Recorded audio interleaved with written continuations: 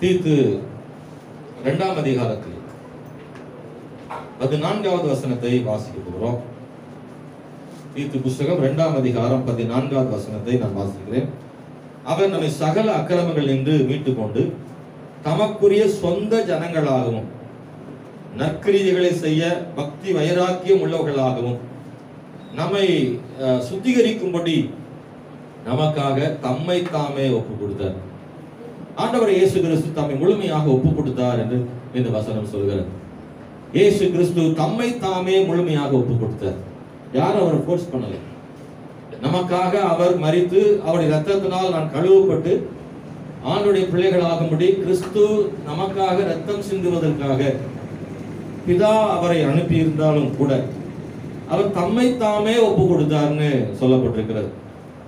எப்படி ஆபிரகாம் தன்னுடைய குமாரனாக ஈசாக்கை ஒப்பு கொடுத்தாலும் ஈசாக்கு தம்மை தாமே ஒப்பு கொடுத்தார் அப்படின்றதற்கான ஆதாரம் அங்கே இருக்கிறது. ஏனென்றால் வயதான ஆபிரகாமாலே தன் இளைஞனாகிய தன்னுடைய மகனை ஈசாக்கை பலிபீடத்தில் வைக்க இயலாது. ஈசாக்குடைய அனுமதி இல்லாமல், ஈசாக்குடைய ஒத்துழைப்பு இல்லாமல் ஆபிரகாம் தன் குமாரனாகிய ஈசாக்கை பலிபீடத்தின் மேலே கட்டி வைக்க முடியாது. அப்படியானால் தகப்பனுடைய அர்ப்பணிப்பும் பிள்ளைகளுடைய அர்ப்பணிப்பும் இணைந்ததுதான் அங்கே ஏற்பட்ட ஒரு அர்ப்பணிப்பு. அதுபோலதான் பிதாவானவர் தம்முடைய குமாரனாகிய இயேசுவை ஜனங்களுக்காக அவர் அனுப்பினாலும் இயேசு கிறிஸ்து தம்மை தாமே ஒப்பு கொடுத்தார்னு சொல்லியிருக்கு. ஏன்னா இயேசு தம்மை தாமே ஒப்பு கொடுக்காமல் பிதாவுக்காக அவர் இறங்கி வந்தால் அது முழுமையான அர்ப்பணமாக இருக்காது. தான் விருப்பம் இல்லாமல் செய்கிற ஒன்றாக இருக்காது. அவர் பிதாவின் சித்தத்தின்படி ஆக கடவது, உம்முடைய சித்தத்தின்படியே எனக்கு ஆக கடவது என்று தன்னை முழுமையாக ஒப்பு கொடுத்தார். பிதாவின் சித்தம் செய்வதே என்னுடைய போஜனமாய் இருக்கிறது என்று ஆண்டவர் சொன்னார். அப்போ எப்படி ஆகிலும் இயேசு கிறிஸ்து தம்மை தாமே ஒப்பு கொடுத்தார்னு வசனம் சொல்கிறது. எதற்காக இயேசு ஒப்பு கொடுத்தார்? மகிழ்ச்சிக்காகவா? இல்லை துன்பப்படும்படி ஒப்பு கொடுத்தார். அந்த கல்வாரி பாடுகளை நாம் வேதத்தில் வாசிக்கிற போது நமக்கு அது வேதனையாக இருக்கும். அவர் அடைந்த பாடுகளை எல்லாம் விவரித்து பேசுவதற்கு பல நாட்கள் ஆகும். அப்படி அவர் பாடுபட்டிருக்கிறார். அவருடைய வேதனைகள் அதிகம். அவர் உடல் அளவிலும் சரி, உள்ளத்திலும் சரி, மனத அளவிலும் சரி இயேசு பாதிக்கப்பட்டார். ஸ்தோத்திரம் நமக்காக. அல்லேலூயா. இந்த உலகத்தில் ஒரு மனிதன் என்னவெல்லாம் அனுபவிக்கிறானோ பாடுகளை, அதை எல்லாவற்றையும் ஒட்டுமொத்தமாக சேர்த்து நம் இயேசு அனுபவித்தார். அல்லேலூயா. ஸ்தோத்திரம். ஒவ்வொரு மனிதர்களும் அனுபவிக்கிற பாடுகளை ஒரே ஒரு தனி மனிதராக நின்று ஆண்டவராக இயேசு கிறிஸ்து நமக்காக மனிதராகி மனிதனுடைய சரீரத்தில் அவர் அதை மனித உடலில் அதை சகித்து கொண்டார். ஸ்தோத்திரம். தெய்வீகத்தில் சகிப்பது எளிது, ஆனால் மாம்ச சரீரத்தில் இயேசு அத்தனை பேருடைய பாடுகளையும் தானே சுமந்து தீர்த்தாரே. அதற்காக தம்மை தாமே ஒப்பு கொடுத்தார் அல்லவா? தன்னை ஒப்பு கொடுத்தது மகிழ்ச்சிக்காக அல்ல, வேதனைகளுக்காக ஒப்பு கொடுத்தார். அது மாத்திரமல்ல, அந்த வசனத்தில் வாசிக்கிறோம், இயேசு கிறிஸ்து தம்மை தாமே ஒப்பு கொடுத்தார் என்றால் அதற்காக என்ன காரணம்?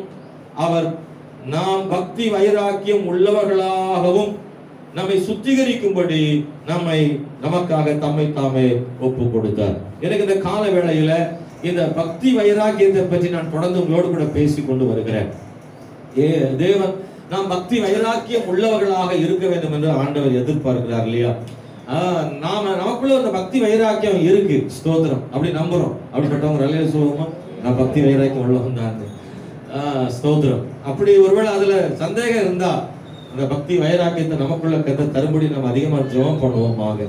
நான் கடந்த வாரத்துல ஒரு பக்தி வைராக்கியம் உள்ள மனுஷன் எப்படிப்பட்டவனாக இருப்பான்னு உங்களோட கூட பேசினேன். அந்த பக்தி வைராக்கியம் என்ன செய்யும், ஒரு மனிதன் பக்தி வைராக்கியம் உள்ளவனாக இருக்கான் என்பதை எப்படி காண முடியும் என்பதற்கான அடையாளங்களை போன வாரங்கள்ல உங்களோடு கூட பேசினேன். இந்த இப்படிப்பட்டதான சில அடையாளங்களை வைத்து இவர் உண்மையாகவே பக்தி வைராக்கியம் உள்ளவர் தான் என்பதை காண முடியும் வெளிப்படையாக. அல்லது எனக்குள் பக்தி வைராக்கியம் இருக்கிறது என்பதை நானே எனக்குள் அறிந்து கொள்ளவும் முடியும். எனக்குள்ள இருக்கிறது எனக்கு தெரியும். நான் பக்தி வைராக்கியம் உள்ளவனாகத்தான் இருக்கிறேனா அப்படின்னா அது என் கிரியைகளின் மூலமாக, என் செயல்பாட்டின் மூலமாக நான் கண்டுகொள்ள முடியும். நான் கிறிஸ்துவுக்காக பக்தி வைராக்கியம் உள்ளவனாகத்தான் இருக்கிறேன் என்பது எனக்கு தெரியும், நான் அறிந்து கொள்ள முடியும். சில நேரங்களில் மற்றவர்களுக்கு தெரியாவிட்டாலும் நான் என்னை குறித்து என்ன செய்ய முடியும், நான் பக்தி வைராக்கியம் அறிந்து கொள்ள முடியும்?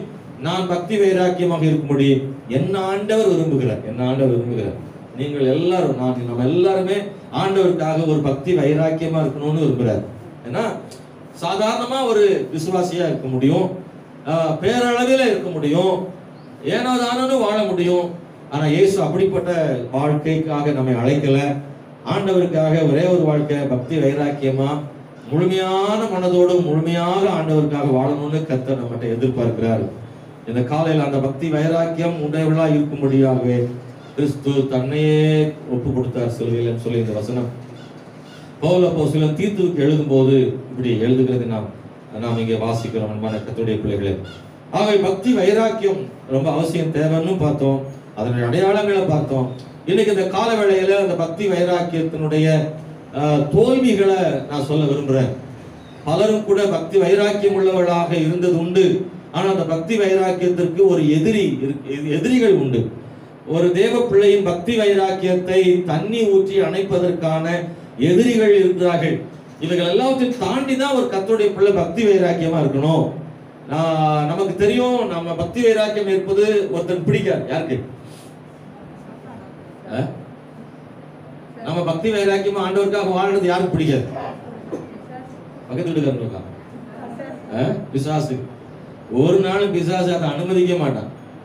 நம்ம ஆண்டவருக்காக என்ன பக்தி வைராக்கியம் வாழன்னு நினைச்சாலும் அதற்கு மிகப்பெரிய சத்துரு அவன் தான். அதுல நம்மளை பின்னாடி இழுக்கிறதுக்கு ஆயத்தமா இருக்கிறான். நேரடியாக அப்படி செய்வதில்லை, ஆனால் மறைமுகமாக அவனுடைய ஆயுதங்கள் சில இருக்கு, அதை பயன்படுத்துகிறார். அது நாம் கர்த்தருக்காக பக்தி வைராக்கியமாக வாழாதபடி நம்ம பின்னுக்கு இழுக்கிறது. வேதத்தில் பலரும் கூட தேவனுக்காக பக்தி வைராக்கியமாக வாழ்ந்தார்கள். ஆனால் அந்த பக்தி வைராக்கியம் எல்லாம் குறைந்து போன ஒரு காலத்தில் மாறி போனது உண்டு. வெளிப்படுத்தின விசேஷத்தில் நான் வாசிக்கிற போது, ஆதியிலிருந்து அன்பை விட்டாய் என்று உன் பேரில் எனக்கு குறை உண்டு அப்படின்னா, அந்த ஆதியில் இருந்த அந்த பக்தி வைராக்கியம், அன்பின் மூலமாக வெளிப்பட்ட தேவனுக்காக வாழ்ந்த அந்த பக்தி வைராக்கியம் இருந்துச்சு ஒரு காலத்துல. ஆனா இப்போ அந்த பக்தி வைராக்கியம் என்ன ஆயிடுச்சு? குறைஞ்சிருக்கு. ஆதியிலிருந்து அன்பை விட்டுவிட்டா என்ற ஒரு குறை வந்துட்டு இருக்கின்ற. அப்படியால் பக்தி வைராக்கியம் குறைந்து போவதற்கான வாய்ப்புகள் இருக்கு. விசுவாசிகள் மிக எச்சரிக்கையாக இருக்க வேண்டும். ஒருவேளை எங்கேயோ நான் அந்த பக்தி வைராக்கியத்தை குறைத்து விட்டேன் என்றால் இந்த காலவேளையில மறுபடியும் அங்கிருந்து மறுபடியும் ஆரம்பிக்கணும். என்ன நிலைமையிலிருந்து விழுந்தா என்பதை அறிந்து நீ மனம் திரும்பினால் உனக்கு ஜீவ கிரீடத்தை கொடுப்பேன் கர்த்தர் சொல்றார். எங்க நான் விழுந்துட்டேன், எந்த இடத்துல இருந்து என் பக்தி வைராக்கியம் குறைஞ்சிருச்சு, எந்த மாசத்தில், எந்த சூழ்நிலையில், என் வாழ்வில் எந்த பகுதியில நான் அந்த ஆதியில் இந்த அன்பை விட்டுட்டேன், எந்த இடத்துல இருந்து நான் குறைஞ்சிருக்கிறேன் அப்படின்னு நான் கண்டுபிடிச்சிட்டேன்னா அந்த இடத்துல இருந்து மறுபடியும் நான் எழும்பி நான் இழந்து போன அந்த பக்தி வைராக்கியத்தை, தேவ அன்பை நான் மறுபடியும் என்ன செய்யணும்? புதுப்பிக்கணும், மறுபடியும் வளர்க்கணும், பழைய இடத்துக்கு மறுபடியும் வரணும்.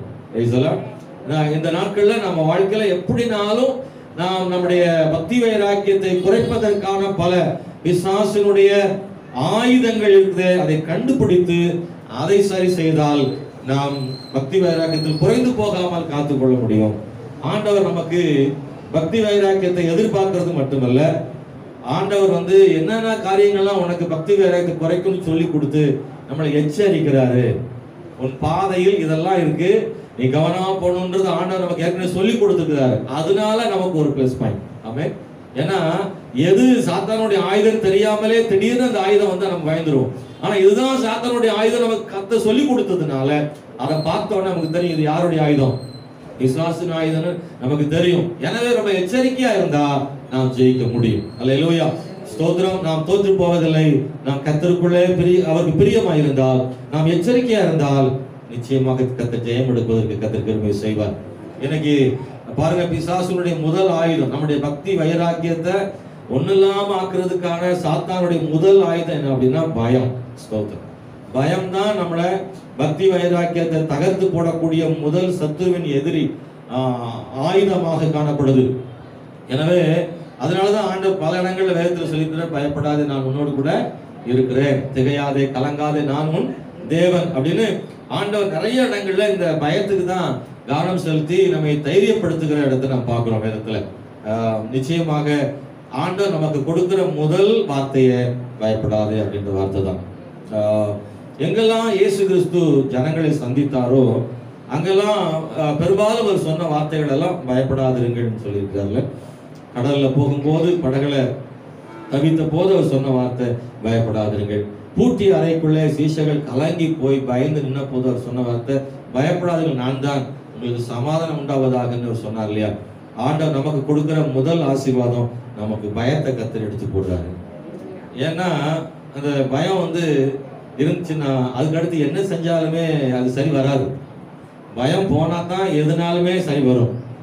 அந்த பயம் இருக்கிற வரைக்கும் என்ன சொன்னாலும் காதல விழவும் விழாது. என்னதான் பேசினாலும் நாம மறுபடியும் மீண்டு வர முடியாது.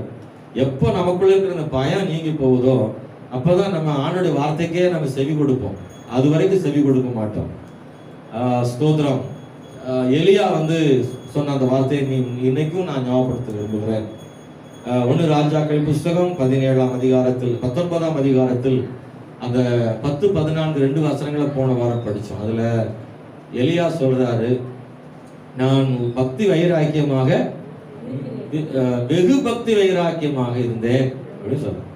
அதை யாராவது வாசிக்க முடியுமா? அதற்கு அவன் சேனைகளின் கர்த்தராகிய சரி தேவனுக்காக வெகு பக்தி வைராக்கியமாக இருக்கிறேனா இருந்தேனா? இருந்தேன். கடந்த காலத்தை பத்தி சொல்லியிருக்கு. அந்த வார்த்தை எதை காட்டுது அப்படின்னா இன்னைக்கு அப்படி இல்லைன்னு சொல்லியிருக்கு. இன்னைக்கு அப்படி இல்லை. எலியா வாழ்க்கையில வெகு பக்தி வைராக்கியமாக இருந்தேன் என்று சொன்னது உண்மைதான். எலியா கடந்த காலத்துல வெகு பக்தி வைராக்கியமாக இருந்தேன் என்று சொன்னது உண்மைதான். அப்படிதான் இருந்தார். எலியா மாதிரி ஒரு ஆள் அன்னைக்கு இல்லை.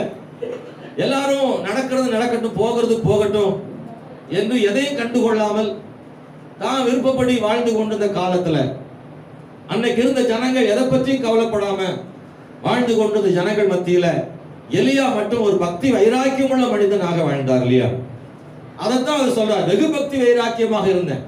அவருடைய பக்தி வைராக்கியம் எப்படிப்பட்டதாக இருந்ததுன்னா ஆகாபுக்கு முன்னாடி நின்று தைரியமாக பேசுகிறோடைய அளவுக்கு அந்த பக்தி வைராக்கியம் இருந்தது. ஜனங்கள் எல்லாரும் பாகால் வழிபாடு உடையவர்களாக இருந்த பொழுது அந்த ஜனங்கள் எப்படி கர்த்தருக்குள்ள மறுபடியும் வரணும்ன்ற அந்த பக்தி வைராக்கியம் இருந்தது. தானே பசியா இருந்தாலும் பரவாயில்லை, ஜனங்கள் மனம் திரும்ப வேண்டும் என்று சொல்லக்கூடிய பக்தி வைராக்கியம் இருந்தது. ஆகாப்பை பார்த்து பாகால் தீர்க்கதரிசிகள் எல்லாரையும் அழைத்து கொண்டு வாரும், நான் ஒரு காரியம் செய்யணும், கர்த்தர் தெய்வம் கர்த்தரை பின்பற்றுங்கள், பாகால் தெய்வம் பாகாலை பின்பற்றுங்கள், 2 நினைவுகளை குந்தி குந்தி நடக்க வேண்டாம் சொல்லி ராஜாவாகிய ஆகாப்புக்கு முன்னாடி தைரியமாக பேசக்கூடிய அளவுக்கு பக்தி வைராக்கியம் எலியாவுக்கு இருந்துச்சு. ஆனா இப்போ எசபேலுடைய வார்த்தையை கேட்ட போது எலியா மிகவும் பயந்து போனான். அவனுக்குள்ள அந்த பயம்தான் அவனுடைய பக்தி வைராக்கியத்தை குறைத்து போனது. பயமில்லாத போது பக்தி வைராக்கியம் இருந்தது, பயம் வந்த போது எலியாவுக்குள்ளே பக்தி வைராக்கியம் இல்லாமல் போனது. அவன் சொல்லுகிறான், பக்தி வைராக்கியமாக இருந்தேன். எனக்கு இந்த நாட்கள்ல பயத்துக்கு நம்ம இடம் கொடுக்க வேண்டாம். பயம் நம்ம வாழ்க்கையில வரத்தான் செய்யும். ஆனா பயம் வரும்போது அவருடைய வார்த்தையினால இந்த பயத்தை எடுத்து போட கர்த்தர் கிருபை செய்வாராக. அல்லேலூயா. ஆமா, நாம யாரும் நாம் ஒரு நாள் பயந்ததே கிடையாதுன்னு நம்ம சொல்ல முடியாது. என் வாழ்க்கையில் பயமே வந்ததே இல்லைன்னு சொல்ல முடியாது. நான் பயப்படவே மாட்டேன்னு சொல்ல முடியாது. பயம் அப்படின்றது மனுஷனா இருந்தான்னா அவனுக்கு அந்த பயம் ஏதோ ஒரு வகையில வரதான் செய்யும். ஆனால் அந்த நிமிடமே அதை எடுத்து போடுவதற்கான வாய்ப்புகளை ஆண்டவர் நமக்கு கொடுத்திருக்கிறாரு. அவருடைய வார்த்தை நமக்கு இருக்கு. அவருடைய பரிசுத்த ஆவியானவர் நமக்குள்ள இருக்கிறாரு. ஆகவே பயத்திலிருந்து வெளியே வர்றதுக்கு தேவன் நமக்கு கிருபை செய்கிறார். அன்பான கர்த்தருடைய பிள்ளைகளே, எலியாவின் வாழ்வில் அவனுக்கு ஏற்பட்ட அந்த சம்பவம் பயம்தான் அவனை அந்த பக்தி வைராக்கியத்தை குறைத்து போட்டது. ஆனா கர்த்தரும் அவனுடைய பயத்தை எடுத்து போட்டு மறுபடியும் அவனை பக்தி வைராக்கியம் உள்ளவனா மாத்துறதுக்கு ஆண்டவர் முயற்சித்தார். ஆனா எலியா அதற்கு என்ன செய்யல? ஒத்துழைப்பு கொடுக்கல. ஆண்டவர் அவனை சொல்றார், நீ எழுந்து நட, இன்னும் போக வேண்டிய தூரம் வெகு தூரம். அதுக்கு என்ன அர்த்தம்? அவன் சொல்றான், போதும் ஆண்டவரே, என்னை எடுத்துக்கொள்ளும் ஆண்டவரே, என்ன முடிச்சிருங்க, எனக்கு வாழ்க்கை போதுன்றார். ஆண்டவர் சொல்றார், இல்லப்பா, இன்னும் உனக்கு ரொம்ப தூரம் இருக்கு, நீ போகணும், இதோடு முடிய போறது இல்ல, நீ இன்னும் பெரிய பெரிய சாதனை எல்லாம் செய்ய வேண்டியது இருக்கு. இஸ்ரவேல் ஜனங்களுக்கு உன்னுடைய பக்தி வைராக்கியம் தேவைப்படுது. இன்னும் தீர்க்க தரிசனம் சொல்லணும், ஜனங்களை சீர்படுத்தணும், எனக்காக ஜனங்களை இன்னும் பக்தி வைராக்கியமான மக்களை மாத்தணும். உனக்கு இன்னும் வேலை இருக்கு. நான் எதற்காக உன்னை அழைச்சேனோ, எதற்காக உன்னை அபிஷேகம் பண்ணினேனோ, உனக்குள்ள கொடுக்கப்பட்ட அந்த பரிசுத்தாவின் நிறைவு அபிஷேகம் முடியல. இன்னும் அதை வச்சு நிறைய செய்ய வேண்டியது இருக்கு. நான் உன் மேல நிறைய திட்டம் வச்சிருக்கேன். என்னெல்லாம் செய்யணும்னு உன் மேல நான் நினைச்சிருந்தேனோ அதெல்லாம் இன்னும் இருக்கு, செய்ய வேண்டியது இருக்கு. பாதியிலேயே போதுன்னு சொல்றியே என்று ஆண்டவர் எலியாட்ட சொல்றார். ஆனா எலியா அதை காது கொடுத்து என்ன செய்யல, கேட்கல. அவர் சொல்ற வார்த்தையெல்லாம் முதல்ல கேட்கணும்னா முதல்ல அவர் சொல்ற முதல் வார்த்தையை நம்ம கேட்கணும். அது என்னன்னா பயப்படாதேன்ற வார்த்தை தான். பயப்படாதிருங்கள், சத்தமா சொல்லுவோம், பயப்படாதிருங்கள். அல்லேலூயா. அடிக்கடி நாமும் அந்த வார்த்தை சொல்ல வேண்டி இருக்குல்ல. வீட்டில் சொல்லுங்க, பயப்படாதீங்க சொல்லுங்க. வீட்டில் பிள்ளைகளுக்கு சொல்லுங்க, மற்றவங்களுக்கு சொல்லுங்க, பயப்படாதீங்க, கர்த்தர் இருக்கிறார். அல்லேலூயா. தேவன் நம்மோடு கூட இருக்கிறார். அந்த நம்பிக்கை நமக்குள்ள தைரியத்தை கொண்டு வருது. ஆண்டவர் அவனோடு கூட இருந்தார் இல்லையா. எசபேலை விட கர்த்தர் பெரியவர். ஆமாவா இல்லையா? எவ்வளவு பெரிய தீர்க்கதரிசி எலியா. அந்த நேரத்தில் அதை கூட மறந்துட்டாரா அப்படின்றது தெரியல. ஸ்தோத்திரம். இதுவரைக்கும் எலியாவை பாதுகாத்தவர் இன்னும் பாதுகாக்க மாட்டாரா? எசபேல் சொன்ன ஒரு வார்த்தை, நாளைக்கு இந்த நேரத்துல எலியாவுக்கு என்ன செய்ய, எலியாவை கொன்று போடுவேன்னு சொல்றான் இல்ல. ஆமா, அதுக்கு தான் பயந்துட்டான் எசபேல். ராஜாவாகிய ஆகாபினுடைய மனைவியாகிய எசபேல் தன்னை கொன்று போடுவாள் என்ற ஒரு பயம்தான் எலியாவுக்கு வந்துருச்சு இல்ல. ஆனா எலியா எதை நினைச்சிருக்கணும்? தேவன் எலியாவை எப்படியெல்லாம் பாதுகாத்தார்ல, அதெல்லாம் நினைச்சா ஒரு நிமிஷத்துல அந்த தைரியம் வந்துடும். ஆமாவா இல்லையா? கடந்த காலங்களில் தேவன் நம்மளை செய்தது நன்மை செய்தது வருங்காலங்களில் செய்ய மாட்டாரா அப்படின்னு நினைச்சிட்டோம்னா நமக்குள்ள தைரியம் என்ன செஞ்சிடும், வந்துடும். என்னென்ன பிரச்சனை எல்லாம் சமாளிச்சு வந்துட்டோம், இதெல்லாம் என்ன கர்த்தருக்கு முன்னாடி நினைச்சோம்னா தைரியம் வந்துடும். எலியாவை கடந்த நாட்கள் எப்படியெல்லாம் கர்த்தர் காத்தாரு. பஞ்ச காலத்துல ஆண்டவர் அவனுக்குன்னே காகங்களை கர்த்தர் கொண்டு வந்தார் இல்லையா. காகங்களை கொண்டு கர்த்தர் போஷித்தார். இன்னைக்கு கார்ல வரும்போது நான் அதை பேசிக்கிட்டே வந்தேன். நிறைய காக்காவா அந்த பாத்திமா காலேஜ் பக்கத்துல அந்த பாலத்து மேல கூட்டம் கூட்டமா காக்கா நின்றுட்டு, அதை பார்த்த உடனே எனக்கு எலியா ஞாபகம் தான் வந்துச்சு. கர்த்தர் இந்த காகங்களை கொண்டு அல்லவா எலியாவை ஆண்டவர் போஷித்தாரு. ஊரெல்லாம் சாப்பாடு இல்லை, ஆனா எலியா பட்னியா இல்லை. கர்த்தர் அவனை நடத்தினார் இல்லையா, அவர் நடத்துவார் தானே. அதான் எலியா மறந்து போனாரு. அன்பானவர்களே, பைபிள்ல காகத்தை ஒன்னும் உயர்வா சொல்லப்படல. ஸ்தோத்திரம். காகங்களை குறைவா தான் மதிப்பிடப்பட்டிருக்கு. அல்லது பாருங்க, நோவா பேழையில பார்க்கும்போது புறாவை தான் சொல்லியிருக்கு. காகம் போயிட்டு வர அசுத்தமான பறவை. புறா கால்வைக்கு இடமில்லாமல் மறுபடியும் வந்துருச்சு. ஆனா காகமானது அது செத்து போன பிணங்களை சாப்பிட அது போயிடுச்சு, திருப்பி வரவே இல்லை. அது ஒரு தூய்மையான பறவை இல்ல, அசுத்தமான பறவை தான். ஆனா ஆண்டவர் எலியாவை போஷிக்கணும்னு நினைச்சாருன்னா யாரையும் பயன்படுத்துறாருன்னு ஒரு அர்த்தம் தான் இல்ல. ஆமென், ஸ்தோத்திரம். வடையை தூக்கிட்டு போகக்கூடிய காக்கா வச்சு கொடுக்க வச்சார்ல, பறித்து கொள்ளக்கூடிய காக்கா மூலமா கொடுக்க வைக்க முடியும் என்று கர்த்தர் சொன்னார் இல்லையா. அப்புறம் பாருங்க, விதவையாகிய சாரிபாத் என்கிற ஒரு பெண், அந்த பெண், ஆமென், ஸ்தோத்திரம், கர்த்தர் யாரை கொண்டும் போஷிக்க முடியும்ன்றது தான். எலியாவுக்கு கொடுத்தவள் எல்லாரும் சாதாரணமானவர்களே. ஆமென். கர்த்தர் ஒரு விதவையின் மூலமாகவும் போஷிக்க முடியுமே. ஒரு பெரிய பணக்காரனை கொண்டு அல்ல. அந்த தேசத்தில் ஐஸ்வர்யவான்கள் உண்டு, ஆனால் தேவனாகிய ஆண்டவர் தாமே அந்த பெண்ணுடைய வாழ்க்கையில ஆண்டவர் பேசி எலியாவை போஷித்தாரே என்பதை வாசிக்கிறோமே. அன்பான கர்த்தருடைய பிள்ளைகளே, பஞ்சத்தால் சாகாதபடி எலியாவை காத்த தேவன் யெசபேலுடைய கைக்கும் காப்பார். அந்த விசுவாசத்தை தான் இன்னைக்கு தேவை. அந்த விசுவாசம் தான் தேவை.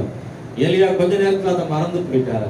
இதுவரை எலியாவை காத்த தேவன் யெசபேலின் கைக்கும் காப்பாரு. நம்பிக்கை குறைந்து போனதுனால, பயம் வந்ததுனால அந்த பக்தி வைராக்கியம் எல்லாம் வாழவிட்டு போய்விட்டது, சோர்ந்து போனான். இன்னைக்கு இந்த காலவேளை தேவனுடைய பிள்ளைகளை, நமக்குள்ளே பயம் வருமானால் நம்முடைய பக்தி வைராக்கியம் குறைந்து போய்விடும். நீங்கள் பக்தி வைராக்கியங்களா இருக்கணும்னு சொன்னா பயம் வராம பார்த்துக்கோங்க. பயம் வராம இருக்கணும், என்ன செய்யணும்? கர்த்தர் நடத்துவாரு, நம்பிக்கையா இருக்கணும். அல்லேலூயா. நம்ம வாழ்க்கையில் எப்பவுமே மேடு பள்ளம் இருக்கத்தான் செய்யல. எப்பவுமே இப்படியே சிகரம் நோக்கி போகாது. நம்முடைய வண்டி எப்போதும் சிகரம் நோக்கி போகாது. கொஞ்சம் கீழே வரும், கொஞ்சம் மேல போகும். ஆமான்றவங்க கை வைத்தல சொல்ல முடியுமா பிரதர்ஸ்? நீங்க உங்க வாழ்க்கையில நீங்க அதை பாக்குறீங்க. எப்பவுமே ஒரே மாதிரி இருக்குது இல்ல, மேடு பள்ளம் இருக்கத்தானே செய்யும். மேடு பள்ளம் இருந்தா தானே வாழ்க்கை, அப்படித்தானே வாழ்க்கை. ஒரே சிகரமா போயிட்டுனா நம்ம ஏசுனாரே விட்டுருவோம். அதனால ஆண்டவர் அப்பப்ப கொஞ்சம் கீழே கொண்டு வந்து காமிக்கிறார், அப்படிதானே, கீழே அப்படியே கொஞ்சம் வரார். சில உபத்திரவங்களை பாடுகள் நமக்கு அவருடைய பிரமாணங்களை கற்றுக் கொடுக்கறதுல, அப்படி அவருடைய பிரமாணத்தை கத்துக்கிறதுக்கு ஆண்டவர் நமக்கு உதவி செய்யறாருல.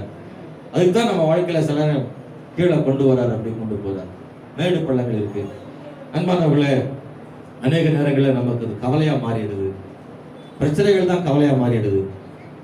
நம்ம எப்பவுமே நம்முடைய மாம்சம் வந்து பிரச்சனையை மட்டும்தான் பார்க்கும், வெற்றிகளை ஒருபோதும் பார்ப்பதில்லை. பள்ளங்களை மட்டுமே பார்க்கும், மேடுகளை எப்போதும் நம்முடைய வாழ்க்கை பார்க்கிறதே கிடையாது. ஏன்னா நம்முடைய மாம்சம் அப்படிப்பட்டதாக தான் காணப்படுது. ஸ்தோத்திரம். நம்முடைய வாழ்க்கையில 90 காரியம் வந்து நமக்கு தேவன் நல்லபடியாக நடத்தி கொண்டு போவாரு. அற்புதங்களை செய்திருப்பாரு, தேவைகளை சந்திச்சிருப்பாரு, பலனை கொடுத்திருப்பாரு, குடும்பத்தின் ஆசீர்வாதம், பொருளாதாரங்களை தேவன் தருவாரு. நல்ல காரியங்களை நிறைய அவர் 90 விஷயங்கள் நம்முடைய வாழ்க்கையில் இருக்கும். ஆபத்துல பாதுகாத்தது, நல்ல நன்மைகளை கொடுத்திருப்பார், நல்ல மனைவி, நல்ல பிள்ளைகள். நம்முடைய வாழ்க்கையில தேவன் செய்த நன்மைகள் 90 இருக்கும். நம்ம கண்ணு அதை பார்க்கவே பார்க்க. இன்னொரு 10 இருக்குல்ல, ஆமா, அந்த 10 கடன் வாங்கினது, ரோட்ல ஒருத்தர் நம்மளை பேசுனது, திட்டினது, கெட்ட வார்த்தையில பேசுனது, இவங்கிட்டலாம் பேச்சு வாங்கினது இருக்கு. அந்த மாதிரி ஒரு 10 காரியம் இருக்கும்ல. பிள்ளைகள் கீழ்ப்படியாம போறது, அடங்காம இருக்கிறது, டென்ஷன் ஆகுறது, வீட்டுல எல்லாம் ஆகும். ஏன் தான் இதை பெத்தானோ என் வாழ்க்கையில அப்படின்னு ஒரு நேரத்துல நான் பிள்ளை இல்லாமலே இருந்திருக்கலாம் போல தெரியுது. இதை பெத்து நான் சீரழிறேன்னு சில நேரம் அப்படி பேசுற, சில நேரங்கள்ல இப்படி இக்கட்டுகள், பாடுகள், உபத்திரங்கள் 10 தான் இருக்கும். ஆமாவா இல்லையா? நீ யோசித்து பாருங்க, வேணா யோசித்து பாருங்க. ஆனா இந்த 10 தான் 90 மார்க் தெரியும். 90 10 மார்க் தெரியும். அவ்வளவு எளிதில் 90 கண்டுபிடிச்சிட முடியாது. 10 ஈஸியா கண்டுபிடிச்சிடலாம். புரியுதுன்னு நினைக்கிறேன். இந்த 10 பிரச்சனை இருக்குல்ல, பாடு, உபத்திரம், கஷ்டம், வேதனை, வியாதி, பலவீனம் இருக்குல்ல, இந்த 10 வந்து அப்படியே பட்டவர்த்தனை வெளியே தெரியும், எளிதா தெரிஞ்சிடும். நாமளே கண்டுபிடிக்க முடியாட்டாலும் யாரா சொல்லியே கொடுத்துருவா. கண்ணுக்கு முன்னாடி இந்த 10 நிற்கும். ஆனா 90 இருக்குல்ல, அதை தேடிதான் கண்டுபிடிக்கணும். யோசித்து உட்கார்ந்தோம்னா, அது நினைச்சு பார்த்தோம்னா, அது ஆரம்பத்துல இருந்து ஒண்ணுன்னா பார்த்தனா தேவன் எத்தனையோ விஷயத்தை அற்புதமான நடத்தி கொண்டு வந்திருப்பார் இல்லையா? 90 இருக்கு, 90 இருக்கு. நான் உங்களுக்கு சொல்றேன், இந்த பள்ளமான கரடுமுரடான, இன்னைக்கு கூட பாடல் பாடணும் இல்லையா, முள்ளின் பாதைகளில் போன பாதை இருக்குல்ல, அந்த 10 காரியங்களை நீங்க ஒருபோதும் பெருசா நினைக்காதீங்க. 90 பார்த்துட்டீங்கன்னா 10 சின்னதா தெரியும். 10 மட்டும் பார்த்தீங்கன்னா உங்களுக்கு ரொம்ப பெருசா தெரியும். நீங்க 90 நன்மையான காரியங்களை கொஞ்சம் யோசித்து பாருங்களேன். ஹல்லேலூயா, ஹல்லேலூயா. ஸ்தோத்திரம். அன்பான கர்த்தருடைய பிள்ளைகளே, கர்த்தருக்கு மகிமை உண்டாவதாக. ஆமென், ஹல்லேலூயா, ஸ்தோத்திரம். அதாவது சொல்லும்போது சொல்றாருல்ல, எனக்கு கையில மோதிரம் இல்லைன்னு நினைக்கிற, நீ கஷ்டப்படுற, மோதிரமே இல்லையே, அவன் 5 மோதிரம் போட்டிருக்கானே, எனக்கு ஒரு மோதிரம் கூட இல்லையேன்னு கவலைப்படாத. நீ அந்த 5 மோதிரம் போட்டவனை பார்க்காத, நீ கையே இல்லாம ஒருத்தருக்காம, மணிக்கட்டு இல்லை, இவ்வளவு கட்டாயிட்டு உனக்கு ஆண்டவர் வந்து சாப்பிட்றதுக்கு விரல்களை தந்திருக்கிறாரு. அதுக்காக தேவனை துதி. நான் மறுபடியும் சொல்றேன், இந்த நம்முடைய மனசு எப்பவுமே இல்லாததான் பார்க்கும், இருக்கிறது நம்முடைய கண்ணு எப்பவுமே பார்க்கவே பார்க்காது. அதனாலதான் நமக்கு என்ன வருது? பயம் வருது, சோர்வுகள் வருது, கலக்கங்கள் வருது, வேதனைகள் வருது. அதுலயே வந்து ஒன்னொன்னா வந்து கடைசியில பிரஷரும் வந்துருக்கு. நல்லா கவனிக்கிறீங்களா? பிரஷர் வர்றதுக்கு என்ன காரணம்? இந்த ஸ்டார்டிங்கே பயம்தான். பயம் வந்தவொடனே கவலை வந்து கவலைப்பட்டு இந்த 10 பார்த்து நமக்கு என்ன வந்துருது? இன்க்ரீஸ் ஆயிருது. சுகர் வந்து இல்லாம சுகர் வருது, அது ரைஸ் ஆயிருது, அதிகமாகுது. நிறைய வியாதி காரணமே கவலை தான். கவலை காரணமே 10 பார்க்கறது தான். சொல்லுங்க, எதை பார்க்கறது? வீட்டுல சொல்லி பாருங்க, இந்த 10 பார்க்காத 90 பாரு. 10 பார்க்காத 90 பாரு, 90 பாரு. இந்த 10 எப்பவும் இருக்குமா இருக்காதா? ஏங்க நான் உங்களை தான் கேட்கிறேன், உங்களுக்கு 10 இருக்கா? எனக்கு 100 பிளஸ் பாயிண்ட் அப்படின்னு யாரா சொல்ல முடியுமா? எனக்கு 10 பிரச்சனையே இல்லை, எந்த கஷ்டமே இல்லை, 10 கிடையாதுன்னு நினைக்கிறீங்களா? ஆமா, இவனை சின்ன பிள்ளைகளை கூப்பிட்டு, இந்த கனிமொழி பையனை கூப்பிட்டு கேளுங்க, அவன்கிட்ட 10 இருக்கும். அவன்கிட்ட அவன் ஒரு 10 சொல்லிக்கிட்டு இருப்பான். அவன் சொல்றான், நம்ம ஸ்கூலுக்கே போக மாட்டேன், தூங்க வைக்கிறான். நான் இல்லை, நல்லது தாண்டா, எங்களை தூக்க வச்சு நல்லா இருப்பானா. ஆனால் அவன் வந்து எல்கேஜிக்கே இதுக்கு அனுப்பியிருக்காங்க போல. அவன் அப்படிக்கான்னு பையல போயிட்டு 2 நாள் தான் போயிருக்கான். அவனுக்கு என்ன 10 தெரியுமா? போனவொடனே தூங்க வச்சிருந்தாங்களாம். சாப்பாடை கொடுத்து தூங்க வச்சிருக்காங்க, தூங்க வைக்கிறாங்க. அவனுக்கு 10. அது நம்மள சொன்னா, அப்பா கத்தாவே தோத்துறோம், உங்களெல்லாம் விட்டா தூங்க சொன்னா எதுக்கு வம்பு நமக்கு? அப்படி ஒரு ஆசீர்வாதம் கத்தர் கொடுத்தா போதுமே. வேலைக்கு போகாம, பள்ளிக்கூடத்துக்கு போக, படிக்காம, எக்ஸாம் கிடையாது, ஒன்றும் கிடையாது, தூங்க சொன்னா சாப்பிட்டு தூங்கினா எப்படி இருக்கும்? அவனுக்கு அந்த வாய்ப்பு 10 தெரியுதுல்ல. சில நேரம் அப்படி இருக்கும், நமக்கு இருக்கிற 90 அவனுக்கு 10 இருக்கும், அவனுக்கு 90 நமக்கு 10 இருக்கும். சில நேரம் அப்படியெல்லாம் நம்ம கண்ணுக்கு தெரியும் இல்ல, இக்கரைக்கு அக்கறை அப்படி சொல்லுவாங்க இல்லையா, அப்படி இருக்கும். அதனால ஒவ்வொருத்தருக்கும் 10 வேற வேற 10. ஒரு ஆளுக்கு இருக்கிற 10 வேற ஆளுக்கு இருக்காது. அப்ப வேற வேற 10 இருக்கும். ஆக இந்த உலகத்தில் வாழ்கிற கைக்குழந்தை முதற்கொண்டு முதியோர் வரைக்கும் அப்படிதான். ஸ்தோத்திரம். எங்க வீட்டுல என் பிள்ளைகள் சொல்லுவாங்க, எங்க அம்மாவை பார்த்து, உங்களுக்கு என்ன ஆச்சு கஷ்டம்? சாப்பிட, தூங்க, அம்மா சொல்லி செஞ்சு கொடுக்க, உங்களுக்கு என்ன கஷ்டம் அப்படின்னு ஓயாம என் பிள்ளைகள் எங்க அம்மாவை சொல்லுவாங்க. கேலித்தான், சும்மா விளையாடித்தான். அப்ப எங்க அம்மா சொல்லுவாங்க, உனக்கு என்னமா தெரியும், உனக்கு என்னமா தெரியும். அவங்களுக்கு என்னன்னா, காலேஜுக்கு ரெடியாகி போகணும், காலையில அடிச்சு பிடிச்சி 2 ஆட்டோ பஸ் எல்லாம் பிடிச்சி போகணும், சாயங்காலம் வேர்த்து விறுவிறுத்து வரணும். அந்த கஷ்டம் அவங்களுக்கு அந்த 10 பெருசு, அந்த 10 பெருசு. ஆனா என் பிள்ளைகளும் 90 பார்க்க மாட்டேங்குது, எங்க அம்மாவும் 90 என்ன செய்யல, பார்க்கல. 90 வயசு சொல்லல, 90 நன்மைகளை. அவங்களுக்கு என்னதான் தெரியுது? எங்க அம்மா சொல்றாங்க, உனக்கு என்னமா தெரியும், எனக்கு இருக்கிற சுகர், பிரஷர், கம்பெனியா வச்சிருக்க, ஃபேக்டரியா ஓடுது எனக்கு, அதனால இவ்வளவு பிரச்சனை எனக்கு இருக்கு. உங்களை மாதிரி தான் நான் பரவாயில்லையே, ஓடி போயிடும் காலேஜுக்கு அப்படின்றா எங்க அம்மா. இவங்க சொல்ற, உங்களை மாதிரி வாய்ப்பு இருந்தா நான் வீட்டுல படுத்துக்கிடுவேன்னு இவங்க சொல்ற. நல்ல வாய்ப்பு உங்களுக்கு என்ன கஷ்டம்? எத்தனை மணிக்கும் எந்திக்கலாம், எத்தனை மணிக்கும் படுக்கலாம், கேட்க ஆளு கிடையாது அப்படின்னு எங்க வீட்டுல. அல்லேலூயா. நான் நினைச்சு பார்ப்பேன், இல்ல மனுஷன் நம்ம அடுத்தால தானே பாக்குறோம், அவங்கள மாதிரி தான் நல்லா இருக்குமே, இவங்கள மாதிரி தான் நல்லா இருக்குமே அப்படின்னு நம்ம நினைக்க. உக்ரைன்ல தான் நல்லா இருக்கு நிறைய நினைச்சிருக்கேன். இங்க படாத பாடுங்க பட்டடக்கு பாவம், அவங்களுக்காக ஜெபம் பண்ணுங்க. என்ன கத்தர் தான் அந்த பிள்ளைகளை பாதுகாக்கணும். சோத்துல டிரைவர் வண்டி ஓட்டுறாருல, நான் அடிக்கடி நினைச்சு பார்ப்பேன், அந்த டிரைவர் நினைப்பார், இந்த வண்டி ஓட்டுற பஸ் டிரைவர் நினைப்பார், ஐயோ இந்த டிரைவர் வேலை, நாசப்பட்ட வேலை, நமக்கு இதை கொண்டு கொடுத்துட்டானுங்களே, இதை படிச்சேன். கண்டக்டர் எழுதுறோம் இல்லையே, அவன் பாடு நடந்துகிட்டே இருக்கானே, அடிச்சா மொதடி நமக்கு தானே விடும், ஆபத்தான வேலை. ஏன் தான் டிரைவருக்கு படிச்சோன்னா கண்டக்டர் படிக்காம போயிட்டானே, அவனுக்கு 10 அந்த 10. அவர் அப்படி நினைக்கிறாரு. முன்னாடி காணாம தூக்கிட்டா போச்சு, ஆபத்தான வேலை அப்படின்னு அவர் நினைக்கிறாரு. கண்டக்டர் வேலை பிரச்சனையே கிடையாது, அவர் பாடு பணத்தை வசூல் வாங்கி கொடுத்துட்டு ஃப்ரீயா போகலாம், ஃப்ரீயா வரலாம் அப்படின்னு அவர் நினைக்கிறார். இந்த கண்டக்டர் மனசுல ஓடிக்கிட்டு இருக்கு, ஏன் அந்த வேலை, குண்டு ஆளா வருது, இடிச்சுக்கிட்டே போக வேண்டியிருக்கு, அங்கிட்டு போங்க, குடிச்சிட்டு வேற ஒருத்தன் வந்துடுறான், பொம்பளை சண்டை பெரிய சண்டையா இருக்கு, அவர் பாரு ஒத்த இடத்துல உட்காந்து, ஒத்தையில உட்காந்து எவனும் இடிக்கிறது இல்லை, அவரை போய் அவர் இடிப்பறதே கிடையாது. அவர் பாரு ஒரு தோசைக்கல்ல ஒண்ணு அப்படியே ரொட்டேஷன் பண்ணிக்கிட்டே இருக்காரு, ரவுண்ட் அடிச்சுக்கிட்டே கிடக்காரு, வண்டி போய்கிட்டே இருக்கு, ஃப்ரீயா இருக்காரு. இந்த மனுஷனுக்கு என்ன கஷ்டம் அப்படின்னு இவர் சொல்லாரு. படிச்சதும் படிச்சேன், ஒரு டிரைவருக்காவது படிச்சிருக்க கூடாதா, கண்டக்டருக்கு படிச்சுக்கிட்டேனே அப்படின்னு கண்டக்டர் நினைக்கிறாரு. அன்பான கர்த்தருடைய பிள்ளைகளை, நான் உங்களுக்கு சொல்றேன், மறுபடியும் சொல்றேன், நீங்க உங்க வாழ்க்கையில 90 பாருங்க, 10 பார்க்காதீங்க. எஸ் ஆமென். உங்க வாழ்க்கையில் 10 இருக்கா, அது இருக்கத்தான் செய்யும். நிறைய நேரம் நாம மனசு என்ன சொல்லுதுன்னா, எனக்கு மட்டும்தான் இந்த 10, வேற யாருக்கும் 10 இல்லை, அவங்களுக்குலாம் ஒரு 5 தான், 2 தான் நினைக்கிறீங்க. இல்ல, உனக்கு இருக்கிற அளவின்படியே எல்லாத்துக்கும் 10 இருக்கு. ஆனா வேற வேற 10ன்றதுனால உன் கண்ணுக்கு தெரியல. ஆனா எல்லாருக்கும் 10 இருக்கு. கோடீஸ்வரனுக்கும் 10 இருக்கு, கோடீஸ்வரனுக்கும் 10 இருக்கு. ஆனா உங்களுக்கு தெரியல. உங்களுக்கு எவ்வளவு 10 பரவாயில்ல, நல்ல 10. அந்த 10 மோசமான 10ங்க. அவனுக்கு ரொம்ப மோசம். கவலைப்படாதீங்க, நமக்கு நல்ல சாப்பாடு கொடுத்துருக்காரு. அதிகமா நம்ம நினைக்கும் போதுதான், நம்ம எதெல்லாமோ ரொம்ப ஆசைப்படுறதுனாலதான் அநேக நேரம் நமக்கு 10 கூடிக்கிட்டே போகுது. கர்த்தர் கொடுத்ததுக்காக ஸ்தோத்திரம். அதுபோது 10 பெருசா தெரியாது. ஆமென், அல்லேலூயா. ஒரு வீடு கொடுத்துருக்காரு, ஒரு ஆகாரம் கொடுத்துருக்காரு, நிம்மதியா இருக்கிறோம், போறோம் வாரோம், நல்லா தூங்குறோம், நைட்டு தூங்குறோமா இல்லையா, தூங்குறோம், சாப்பிடுறோம், நல்ல உடைகளை கத்தர் கொடுத்துக்கிறாரு. நம்ம அன்றாட வாழ்க்கை நடத்துறதுக்கான ஒரு வேலையை ஆண்டவர், ஒரு வருமானத்தை கத்து கொடுத்துக்கிறாரு. அதற்காக தேவனுக்கு ஸ்தோத்திரம் உண்டாகுதா. அல்லேலூயா. திரும்பவும் சொல்ற, 10 பார்க்காதீங்க, 90 பாருங்க. நீங்க பயப்பட மாட்டீங்க, கவலைப்பட மாட்டீங்க. கர்த்தர் நடத்துவார் நம்பிக்கை. இந்த எலியாவின் வாழ்வில 99 கூட நான் சொல்லுவேன். அவனுக்கு 99 கண்ணுக்கே தெரியல. ஒன்னே எசபேல் மட்டும்தான் அவன் கண்ணுக்கு தெரிந்தது. அவனுடைய வாழ்க்கையில எல்லாமே குழப்பமாகி போனது.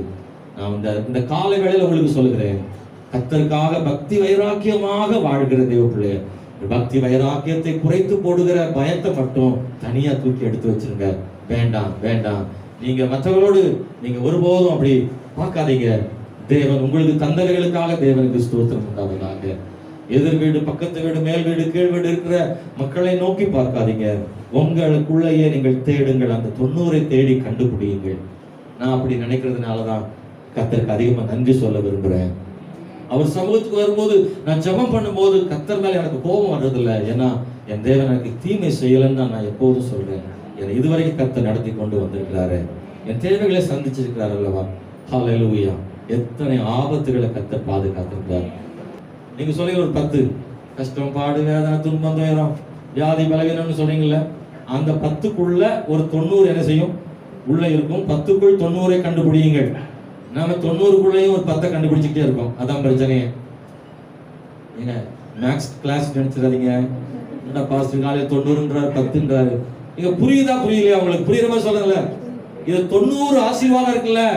90 ஆசீர்வாதம் இருந்தாலும் அந்த 90 ஆசீர்வாதத்துக்குள்ள தேடி தேடி எதை பார்க்கிறோம்? இந்த 10 கஷ்டத்தை பார்க்கிறோம்ல. அதுதான் பிரச்சனையே. 10 பிரச்சனைன்றீங்கல்ல, அந்த 10 பிரச்சனைக்குள்ளேயே 90 என்ன செய்யும்? ஆழமா பார்த்தா தெரியும். ஆழமா பார்த்தா தெரியும். ஐயோ கார் இப்படி ஆகி போச்சு, உடஞ்சி போச்சு அப்படின்னு நினைச்சிட்டு ஐயோ கார் போயிருச்சுன்னு நினைக்கிற உயிரை காத்தா இல்லையா? அந்த 90 உள்ள இருக்கு. 90 உள்ள இருக்கு. ஆனா நமக்கு 90 தெரியாது. 10 தான் என்ன செய்யும்? தெரியும். 10 தான் தெரியும். அவருடைய வாழ்க்கை நீங்க ஒண்ணே நீங்க எதெல்லாம் 10 நினைக்கிறீங்கன்னு அது பாருங்க. என் வாழ்க்கையில் இந்த 10ன்னு பாக்குறீங்களா, அதுக்குள்ள ஒரு 90 இருக்கான்னு கண்டுபிடிங்க. நீங்க கண்டுபிடிச்சிருவீங்க. இருக்கும். அல்லேலூயா. ரொம்ப ஆழமா பார்த்தா தெரியும். நான் நிறைய சாட்சிகளை சொல்ல முடியும். என் வாழ்க்கையில வந்த கஷ்டங்கள், பாடு, வேதனைகள் உண்மைதான் இருக்கு, வராம இல்ல. ஆனா அந்த பாடுகள், வேதனை, கஷ்டங்களுக்குள்ள நான் அப்படி கண்ணோக்கி பார்த்தனா போதும். அதுக்குள்ள ஒண்ணு இருக்கும். ஸ்தோத்திரம். அதை வச்சு திருப்தி ஆகும். அதை வச்சு திருப்தி ஆகும். கர்த்தர் நல்லவர். அல்லேலூயா. ஜெபம் பண்ணுவோம். கர்த்தர் 90 அந்த 10 கூட 90 மாதிரி கர்த்தர் எனக்கு மாத்தி தருவார். ஆனா 10 தான். ஆனா 90 இருக்கக்கூடிய மன நிறைவையும் இந்த 10ல கர்த்தர் எனக்கு தர முடியும். இந்த பாடுகளையும் உபத்திரங்களையும் 90 இருக்கக்கூடிய இந்த ஆசீர்வாதத்தின் நிறைவு இருக்குல்ல, அதை அந்த 10லேயும் கர்த்தர் செய்வார். அதனாலதான் ஸ்தோத்திரம் தாவீது சொல்றாரு, கர்த்தர் எக்காலத்திலும் என்ன செய்யுங்க? ஸ்தோத்திரம். எக்காலம்னா என்ன காலம்? துன்ப காலத்திலையும், துயர காலத்திலையும், 90 காலத்திலையும், 10 காலத்திலையும் கர்த்தரை ஸ்தோத்திரிப்பேன். அவர் துதி எப்பொழுதும் என் வாயில், எப்பொழுதும் என் வாயில்.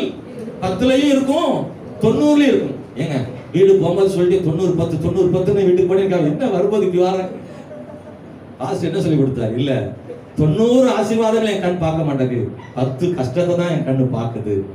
அந்த 10 கஷ்டத்துக்குள்ளேயும் 90 ஆசீர்வாதங்கள் என் தேவன் என்ன செஞ்சிருக்கிறாரு? வைத்திருக்கிறார். அது என் கண்ணுக்கு தெரியல. அதனாலதான் 90ல நான் எப்படி இருக்கணும், அப்போது அது மாதிரிதான் 10லையும் நான் இருக்க விரும்புறேன்னு சொல்றேன். அல்லேலூயா.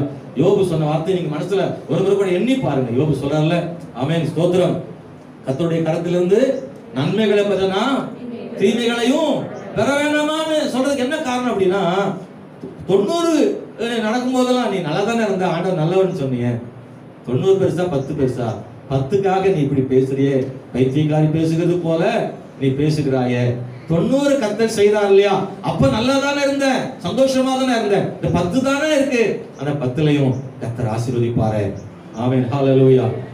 பாருங்கள் அன்பான கர்த்தருடைய பிள்ளைகளே, 90ல் 10ஐ பார்த்தாள் யோபின் மனைவி, 10க்குள்ள 90 பார்த்தான் யோபு. Praise the lord, praise the lord, hallelujah. எனக்கு இந்த காலையில அன்பான கர்த்தருடைய பிள்ளைகளே, தேவனாகிய ஆண்டவர் தாமே நமக்கு கிருபை செய்யட்டும். பயத்தை எடுத்து போடுங்க. ஹல்லேலூயா. ஸ்தோத்திரம். பேதுருவுடைய பக்தி வைராக்கியம் குறைஞ்சது காரணம் பயம்தான். நல்லா தான் நடந்துட்டு போனோம், ஆனா நல்லா நடந்துட்டு போனது தண்ணிக்குள்ள போயிட்ட காரணம், கடல் மேல் நடந்த பேதுரு தண்ணீருக்குள்ள போக காரணம் அவனுக்குள்ள வந்த பயம். அவன் நடந்ததே பக்தி வைராக்கியத்துல தானே. இயேசு நடப்பாரானால் நீரையான நான் என்ன செய்வேன்? நடப்பேன். இயேசு கடல் மேல் நடந்தாரே, என்னால் நடக்க முடியும். அவர் பிரச்சனைகள் மேல் நடந்தாரே, நானும் பிரச்சனைகள் மேல் நடப்பேன். நானும் போராட்டங்கள் மேல் நடக்க முடியும். சாத்தானை ஜெயிக்க முடியும். இயேசு ஜெயித்திருப்பார் என்றால் நானும் பிரச்சனைகளை ஜெயிக்க முடியும், சாத்தானை ஜெயிக்க முடியும். அந்த பலனை கர்த்தர் எனக்கு தருவார்னு அந்த பக்தி வைராக்கியம் தான் பேதுரு நடக்க செய்யும். அல்லேலூயா. வேற யாருக்கும் இந்த பக்தி வைராக்கியம் வரல, ஆனா பேதுருக்கு மட்டும்தான் வந்துச்சு. ஆமென், ஸ்தோத்திரம். இயேசுவால் முடியுமானால் என்னால் ஏன் முடியாது? நானும் கடல் மேல் நடப்பேன், பிரச்சனைகள் நடப்பேன் என்று பேதுரு நடந்தான், நல்லா நடந்தான். நான் பாதியில போனவன நேரம் வந்துருச்சு. நான் திரும்ப சொல்றேன், பயமே நம்முடைய வாழ்க்கையில பக்தி வைராக்கியத்தை மறைச்சிருது. அருமையான கர்த்தருடைய பிள்ளைகளே, இந்த பயத்தை மறுபடியும் கர்த்தர் போக்கி அவன் கைப்பிடித்தவனை தூக்கி விட்டு மறுபடியும் மறுபடியும் தனியாக நடந்த பேதுருவை தன்னோடு கூட நடக்க வைத்து கடலில் அந்த படகிலும் ஏற்றி கொண்டு வந்து விட்டார். ஸ்தோத்திரம். அல்லேலூயா. பக்தி வைராக்கியம் குறையாதபடிக்கு உங்கள் பயத்தை நீக்கி விடுங்கள் என்று கேட்கிறேன் நண்பர்களே. அது மாத்திரமல்ல, இரண்டாவது நம்முடைய பக்தி வைராக்கியத்தை எடுத்து போடுகிற ஒண்ணு எதிர் தாக்குதல், அதனால் வரக்கூடிய சோர்வுகள். முதல்ல சொன்ன பயம், இரண்டாவது என்னது? சோர்வு. ஸ்தோத்திரம். இது எல்லாத்துக்கும் நமக்கு வருது இல்ல? சோர்வு, ரெண்டு சோர்வு. சரீர களைப்பு சோர்வு அது இயற்கையானதுதான். ஆனா மனசு மட்டும் சோர்ந்துடக்கூடாது. பாருங்கள், மனசு உடல் சோர்ந்துருச்சுன்னா அது ஆட்டோமேட்டிக்கா சரியாயிடும். ஆனா மனசு சோர்ந்துச்சுன்னா ரெண்டுமே சேர்ந்தே சோர்ந்து போயிடும். அது ரொம்ப கஷ்டமானது. மனம் மட்டும் சோர்ந்து போயிட வேண்டாம். சரீரம் களைப்பானா பரவாயில்ல, மறுபடியும் அது சோர்வு நீங்கி வந்துடலாம். ஆனா மனசு மட்டும் சோர்ந்து போகாதீங்க. கர்த்தர் கிருபை செய்வாராக. ஸ்தோத்திரம். எலியாவுக்குள்ள அதுதான் நான் சொல்றேன், சோர்வு வந்துருச்சு. போதும் அப்படின்ற வார்த்தை காரணம் என்னது? சோர்வு தான். சோர்ந்து போய்விட்டான் என்று பார்க்கிறோம். கொலோசியர் 2ஆம் அதிகாரம் 18 இருந்து படிச்சு பார்த்தீங்கன்னா, வஞ்சிக்கப்படாதிருங்கள் என்று சொல்லியிருக்கு. அநேக விஷயங்கள் நம்மை வஞ்சித்து நம்மை சோர்வுக்குள் ஆக்குகிறது. 1 கொரிந்தியர் 15:10 சொல்லப்பட்டிருக்கிறது, அதிகமாக நான் பிரயாசப்பட்டேன்னு பவுல் சொல்றார். நிறைய பிரயாசம், ஆனா பவுல் சோர்ந்து போகல. அவர் சொல்றாரு, கிறிஸ்துவின் அன்பை விட்டு என்னை பிரிப்பவன் யார்? உபத்திரவம், துன்பம், பசி, வேதனை, நிர்வாண, நாசம், மோசம், பட்டயங்கள், இது எல்லாமே அவன் வாழ்க்கையில வந்துச்சு. ஆனா இதெல்லாம் கூட அவன் என்ன செய்யலன்னா சோர்வுக்குள் ஆக்கல. நான் கடைசி வரைக்கும் நல்ல போராட்டத்தை போராடின, ஓட்டத்தை முடிச்சு விசுவாசத்தை காத்துக்கொண்டு சொல்றாரு. அதனால பவுல் வாழ்க்கையில நிறைய போராட்டம் வந்துச்சு, ஆனா சோர்ந்து போகாமல் ஓடிக்கொண்டே இருந்தார். 1 சாமுவேல் புத்தகத்தில் 17ஆம் அதிகாரத்தில் 28 வசனத்துல தாவீதின் சகோதரர்களுக்கு ஆண்டவரே, தாவீதின் சகோதரர்கள் அவனை திட்டின போது கூட தாவீது சோர்ந்து போகல. சோர்வு வந்துருச்சுன்னா நம்மளால ஒன்றும் செய்ய முடியாது. ஸ்தோத்திரம். தாவீது சோர்ந்து போயிருந்தா கோலியத்தை ஜெயிச்சிருக்க முடியாது. அவனுக்கு சாதாரணம் கிடையாது, சாதாரணமா ஜெயிக்கல. அவங்க அண்ணமாரெல்லாம் திட்டுறாங்க, நீ எதுக்கு இங்க வந்த? கொஞ்சம் ஆட்டம் எங்க விட்டுட்டு வந்த? ஒரு வார்த்தை, அவனை கடினமான வார்த்தை ஒண்ணு அவங்க அண்ணாமார் சொல்லுவாங்கல்ல, இந்த கொஞ்சம் ஆட்டம் எங்க விட்டுட்டு வந்த? அந்த வார்த்தை அகங்காரத்தை, உன் துணிகரத்தை என்ன செய்யற? சொல்லுங்க, அந்த வசனம் வாசிங்க. துணிகரத்தையும் இருதயத்தின் அகங்காரத்தையும் போதும். நான் அறிவேன். உனக்கு என்ன சொல்ல வர? உனக்கு துணிகரமும் உனக்கு அகங்காரமும் இருக்கு. ஹலோ, என்ன சொன்னா? துணிகரமும். அந்த வார்த்தை எப்படி இருக்கும்? கஷ்டமா இருக்கும். அண்ணன் கூட பிறந்தவன் சொல்றான், உனக்கு துணிகரமும் அகங்காரமும் இருக்கு. சில வார்த்தைகள் நம்மளை சோர்வுக்குள்ளாக்கிடும்ல. சில வார்த்தைகள் இவங்க இப்படி பேசுவாங்க நினைச்சு கூட பார்க்கல. நான் அவங்க பேசிட்டாங்க, அதுதான் ரொம்ப சோர்வுக்குள்ளாக்கிது. இப்பவும் சொல்றேன், 10 பார்க்காதீங்க, 90 பாருங்கல்ல. உங்களை துணிகரம் அகங்காரம்னு திட்டுற கொஞ்சம் பேர் இருப்பாங்க. ஆனா நிச்சயமா ஒரு 90 பேர் நமக்கு இந்த சிஸ்டர் எனக்கா ஜெபம் பண்ண ஆறுதலா இருக்குன்னு சொல்றவங்க இருப்பாங்க. அந்த சகோதரிகிட்ட பேசின எனக்கு ஆறுதல் உண்டுன்னு சிலர் சொல்லுவாங்க. அன்பான கர்த்தருடைய பிள்ளைகளே, வேதனைப்படுத்துகிற வார்த்தைகளை நீங்கள் பார்க்காமல் நீங்கள் உங்களை ஆறுதல் படுத்துகிற வார்த்தைகளை பாருங்கள். ஆயிரமான வார்த்தைகளை கர்த்தர் நமக்கு கொடுத்திருக்கிறார், அதை நீங்க பாருங்க. மனுஷருடைய வார்த்தைகள் நம்மை காயப்படுத்தலாம், தேவனுடைய வார்த்தைகள் நம்மை காயப்படுத்தாது, அது நம்மை உருவாக்கும். ஸ்தோத்திரம். இந்த உலகத்தில் நம்மளை திட்டுறவங்க இருக்கத்தான் செய்வாங்க, அதை பத்தி கவலைப்படாதீங்க. பலருடைய வார்த்தைகள் நம்மை உருவாக்கத்தான் செய்யும். வேதனைப்படுத்துகிற, காயப்படுத்துகிற பலருடைய வார்த்தைகள் நம்மை ஒரு நல்ல ஒரு உருவத்துக்கு நம்மை மாற்றிவிடும். நல்ல கர்த்தரை உருவாக்குவதற்கு தேவன் பயன்படுத்துகிறாரு. திட்டினதுக்காக தேவனுக்கு ஸ்தோத்திரம். அல்லேலூயா. சொல்லுங்களேன், திட்டினதுக்காக சொல்ல முடியுமா? வரமாட்டேங்கல உங்களுக்கு. திட்டினதுக்காக எப்படி ஸ்தோத்திரம் சொல்ல? சிலருடைய கடினமான வார்த்தை நம்மளை உருவாக்கிடல. ஸ்தோத்திரம். தாவீதினுடைய சகோதரன் அந்த துணிகரம் அகங்காரம்னு சொல்லி முடிச்சிட்டாரு. ஆனா அவங்களுக்கு இன்னும் சோறு வராம வேகம் வந்துச்சு. அப்படி சொன்ன சகோதரனுக்கு முன்னாடி கோலியாத்தை வீழ்த்தி வந்து நிக்கிறோம். உனக்கு துணிகரமும் அகங்காரம் இருக்குன்னு சொன்ன அண்ணன் இப்ப பார்க்கான். என்ன நினைச்சிருப்பான்னு நினைக்கிறீங்க? அவனுக்கு அவனுக்குள்ள ஒரு குற்ற உணர்வு நான் நினைக்கிறேன். நல்ல வேளை அவன் நம்ம பேச்சை கேட்டு செய்யாம ஓடி போகாம நின்னதுனால நம்ம மானம் காப்பாற்றப்பட்டுச்சு. நல்ல வேலை அப்படின்னு நினைச்சிருப்பான்ல. எங்க நம்ம ஒருவேளை அவனை சொல்லி இந்த வெற்றிக்கு தடையா இருந்திருப்போமோ, நம்மளால இந்த வெற்றி கிடைக்காம போயிருக்குமோன்னு ஒரு குற்ற உணர்வு அண்ணனுக்கு வந்திருக்கும் இல்லையா? நான் மறுபடியும் சொல்றேன், உங்களை சோர்வுக்குள்ளாக்கக்கூடிய வார்த்தைகளை நீங்க தூக்கி எறியுங்க. அன்பானவர்களே, ஸ்தோத்திரம். தாவீதின் வாழ்வில் ஒரு பெரிய வெற்றியை கற்றுக் கொடுத்தாரு. நம்முடைய வாழ்க்கையில் ஒரு பெரிய வெற்றி ஆண்டவர் தருவாரு. நான் 5 விஷயங்களை சொல்ல வேண்டியது இருந்தது, ஆனாலும் 2 காரியங்கள் சொல்றேன். அடுத்த வாரம் மீதியை சொல்ல விரும்புகிறேன். நமக்கு நேரம் குறைவு. ஒன்று பயம், இன்னொன்று சோர்வு. அல்லேலூயா. இன்னைக்கு ஒருவேளை நீங்க ஒரு மனசுக்குள்ள பயம் இருந்துச்சுன்னா இந்த பயத்தை நீங்க எடுத்து போடுங்க. கர்த்தருடைய வார்த்தையினால இந்த பயத்தை எடுத்து போடுங்க. 2 சோர்வு இருந்துச்சுன்னா அந்த சோர்வுகளை இப்போ அதை தூக்கி எறியுங்க. உங்கள் சோர்வுகளை கர்த்தர் மாற்றுவாராக. உங்கள் சோர்வுகளை கர்த்தர் மாற்றுவாராக. பலருடைய காயப்பட்ட வார்த்தைகள், காயப்படுத்துகிற வார்த்தைகள் உங்களை சோர்வுக்குள்ளாக்கி இருந்தா அதை எடுத்து தூர போட்டுருங்க. வேதத்துல பலரும் கூட காயப்படுத்தப்பட்டவங்க இருக்கிறாங்க. ஆனா அவங்க கர்த்தரை பற்றி கொண்டதுனால அவர்கள் ஓட்டம் நிறுத்தப்படல, ஓடி இருக்கிறாங்கல்ல. ஆமென், ஸ்தோத்திரம், ஹல்லேலூயா. அந்த வார்த்தைகள் சில நேரங்களில் காயப்படுத்தும். கவலைப்படாதீங்க. நம்மளை ஊக்கப்படுத்த வேண்டியவங்களே நம்மளை காயப்படுத்தும் போது அது கஷ்டமாக இருக்கும்ல. நம்ம அப்படித்தான் நினைக்கிறோம், என்ன அவரே புரிஞ்சுக்கலையே, அவங்களே இப்படி சொல்லிட்டாங்களே, இவங்களே இப்படி சொல்லிட்டாங்களேன்னு சில நம்ம ரொம்ப காயப்படுகிறோமே. இன்னைக்கு இந்த காலவேளை தேவனுடைய பிள்ளைகளை, ஆமென், ஸ்தோத்திரம். அதை பத்தி கவலைப்படாதீங்க. எந்த வாயை நம்மை காயப்படுத்திட்டோம் அதே வாய் நம்மளை பாராட்டும் ஒரு நாள் நிச்சயமாக ஆண்டவர் செய்வார். அல்லேலூயா. எந்த வாயினால் நம்மை காயப்படுத்தினார்களோ அதே வாய் நம்மளை பாராட்டக்கூடிய ஒரு நாள் வரும். கர்த்தர் நம்மை பாராட்டு வைப்பார். ஸ்தோத்திரம். ஆமென். கை உயர்த்தி கர்த்தரை ஸ்தோத்திரம் பண்றீங்களா? ஹல்லேலூயா, ஹல்லேலூயா. நீங்க தான் உங்களால தான் எல்லாம் கெட்டு போச்சுன்னு சொன்ன அதே வாய் சொல்லும், இல்ல நீங்க இருந்ததுனால தான் எங்களுக்கு இந்த நன்மை கிடைச்சுன்னு சொல்ல கர்த்தர் வைப்பார். கொஞ்ச நாளைக்கு முன்னாடி, சில வருஷங்களுக்கு முன்னாடி ஒரு சகோதரி என்கிட்ட சொன்னாங்க, பாஸ்டர், எங்க வீட்டுல எல்லாரும் என்ன வெறுத்துட்டாங்க, நீங்க கஷ்டப்படுறதுனால எங்க சொந்தக்காரங்க எல்லாம் என்ன வெறுக்கிறாங்க, என் கூட பிறந்தது கூட என்ன அப்படி பேசுது, எங்க வீட்டுக்கு வராத என்ன சொல்றாங்க. நான் அங்க போய் அவங்க வீட்டுக்கு போகும்போது அழுது ஜெபம் பண்ணேன். நீ ஏன் எங்க வீட்டுல அழுகுற, நீ அழுது என் வீடே அழுது போகுது, நீ அழாத, நீ எதுக்கு எங்க வீட்டுக்கு வராதன்னு கூட சொல்லிட்டாங்க. நான் இப்ப வீட்டுக்கு போய் அவங்க வீட்டுக்கு ரொம்ப வருஷம் ஆச்சு. என் தங்கச்சி ரொம்ப என்ன பேசுறா, எனக்காக ஜெபம் பண்ணுங்கன்னு சகோதரி சொன்னான். அவங்களுக்காக ஜெபம் பண்ண, ஸ்தோத்திரம். மனம் காயப்படல. கூட பிறந்த தங்கச்சியை வீட்டுக்கு வராதன்னு சொல்லக்கூடிய இடத்துல அந்த சகோதரி மனது மிகவும் வேதனைப்பட்டு அழுதாரு. ஸ்தோத்திரம், அழுதாரு. அண்ணன் வீட்டுக்கு போக முடியல, தங்கச்சி வீட்டுக்கு போக முடியல, அவங்க எல்லாம் ரட்சிக்கப்படல, இந்த சகோதரி மட்டும் தான் ரட்சிக்கப்பட்டிருக்கிறாங்க. ஆகவே அந்த காயப்பட்ட வார்த்தைகள் தாய் தகப்பனு கூட எனக்காக அல்ல, அவங்களுக்கு தான் ரொம்ப சப்போர்ட்டா இருக்கிறாங்க. ஆகவே என் மனம் வேதனைப்படுதுன்னு சொல்லி ரொம்ப அழுதாங்க.